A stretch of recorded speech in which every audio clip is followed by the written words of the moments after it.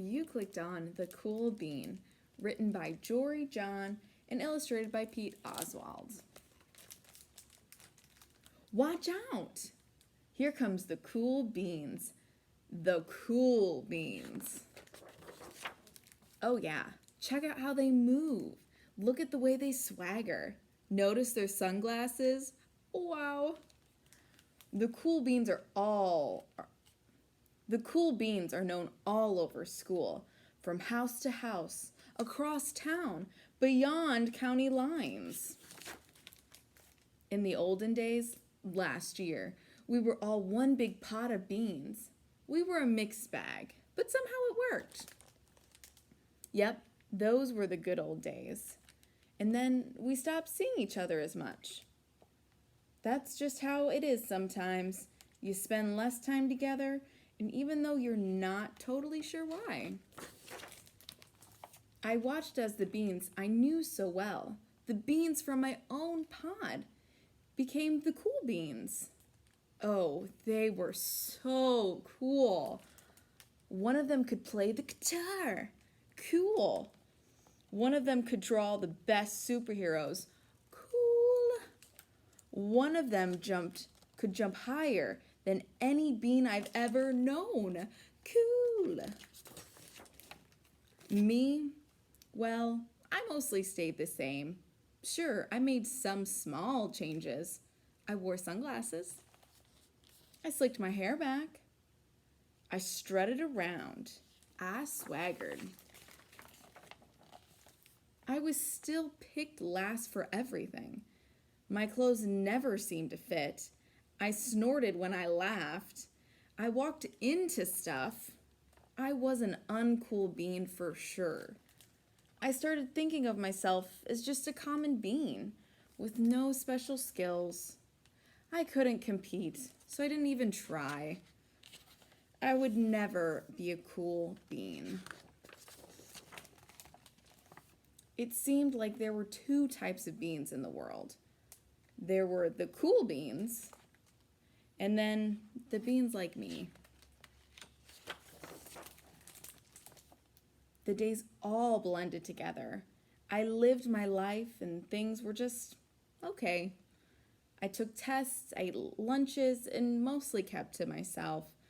The cool beans continued being cool. They do look pretty cool, huh? I mean, sure, I missed them a bit, but it's not like I was going to say anything. I felt like all that coolness had gotten in the way of our friendship. And that's how it went. Until one day, I was in the cafeteria. I dropped my lunch on my loafers. But then something sort of miraculous happened. Out of nowhere, one of the cool beans helped me clean it up. He didn't even say anything. He just gave me a nod. And that was it. Later, I was out on the playground. I tripped and scraped my knee and maybe cried a little bit, and everybody saw it. Another one of the cool beans came to my side, and without a word, he dusted me off. That afternoon, I was sitting in class. I wasn't really paying attention.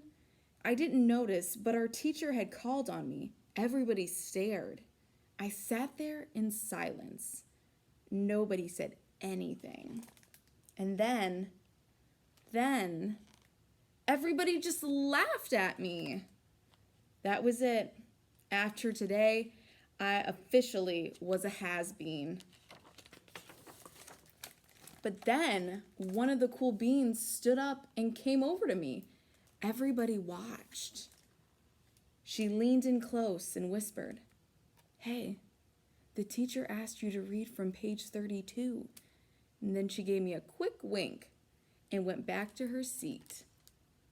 It was a small gesture, sure, but it was also everything. I walked home with a goofy smile on my face. He does look pretty goofy, huh? I smiled all the way through dinner. That day made all the difference.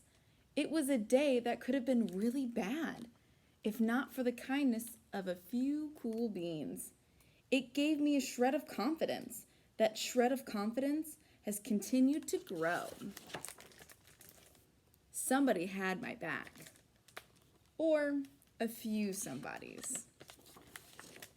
After that, I started hanging out with the cool beans again. How have you been, Bean? Get it? How have you been?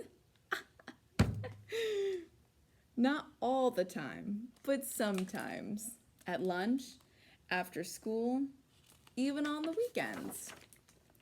Throughout all of this, I realized that it's not about how you look or any of that other silly stuff. It's about a wink or a nod or a smile just at the right moment. It's about dusting somebody off, helping them up again, and pointing them in the right direction. You need a hand? Now that's cool. The end. I really like that story too. It's always good to help someone else that needs help. So I hope you enjoyed that story, and I hope that you click around and explore around the Storytime Room.